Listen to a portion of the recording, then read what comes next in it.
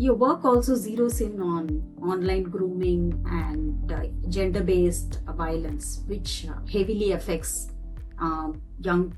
kids and teens today. So, what are some of the urgent threats that you see, and how can parents protect their kids from online grooming? Yeah, I mean, as far as AI goes, there are two, I would say. One is just misinformation and disinformation, but by misinformation, I would say anything where somebody is using AI in order to create a false narrative. Um, and part of that, it could be in a phishing scheme where they put up a fake website that's very easy to do using AI, or they create a false character that looks like a real person. Um, they create false text, so they're able to for instance, if it's a person whose English isn't their first language and they're in a non-English speaking country, one of the ways that it was most easy to tell if something was a scam or not is that they'd make mistakes in the English because they were supposed to be someone who was um, from the country of the child, speaking English as a native language, but they were making mistakes in that language. Now it's very easy to correct that language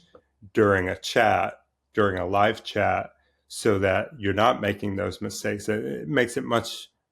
more difficult to be able to use language in order to catch something that is an attempt to fool you for whatever reason, and that could be for a scam to steal money from you, or it could be for sextortion in order to uh, use the technology, for instance, to create a deep fake of a sexualized pictures or videos of a child and then threaten that child with exposing those to other people. And it was a huge problem beginning, especially it really rose to prominence a couple of years ago. Um,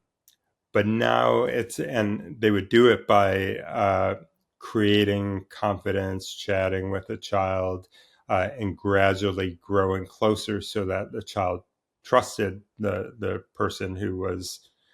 usually the adult who was chatting with them and who would eventually ask them to do things like take their clothes off and take pictures, and would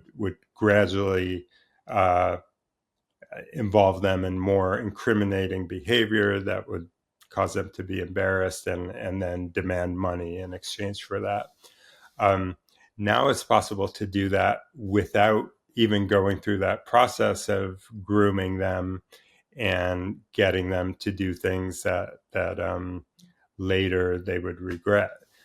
So now we see people who are creating deep fakes of a child, showing them in sexualized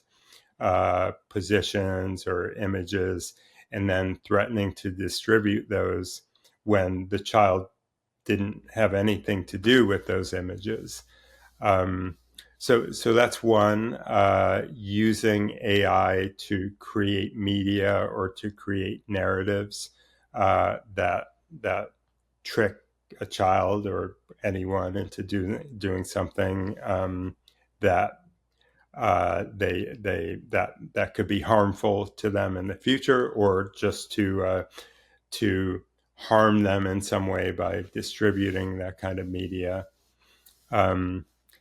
and the other is what the other thing we're seeing is that minors are creating that kind of media about other minors. And it's natural. I think if the technology exists, there's no way that children around the world in middle school or in high school aren't going to use that technology to, for example, nudify classmates and then distribute that among their friends because they feel it's funny, and um, it's a way, sometimes it's a way of bullying, sometimes it's a way of, they feel like it's fun, but it's always very damaging to the child who's the subject of that media. But what practical steps can And we take to avoid this situation? part of it is training, and I talked about how parents need to accompany children in using these technologies so that they can both model behavior and teach children about the technologies so they understand better how they work. But what we found in grooming is that uh, having an open channel, open dialogue with your child does a lot to protect them against the grooming, because when a child feels like they can't confide in the adults around them, um, then they have nowhere to go when they're threatened in the ways that we're finding them threatened during sextortion schemes. And that's where it gets really dangerous, when it happens very suddenly, very quickly, that at one point they're playing around in a game, someone asks them to, in the chat in a game, to chat on some other platform. So they go to that other platform where they're alone, one on one with the person who's the groomer in this instance. And they very quickly get to the point where they're exchanging sexualized imaging or threatening the child that they'll do that, even if they've just created those images with AI. Um, so the children have to know, both through their parents or caretakers, through educators. Schools need to be teaching basic self-defense, online self-defense. They need to teach children to understand, to look for the signs of this behavior, so that, a big warning sign is when someone asks you to leave a public chat and go to a private chat. And I believe in things that are very specific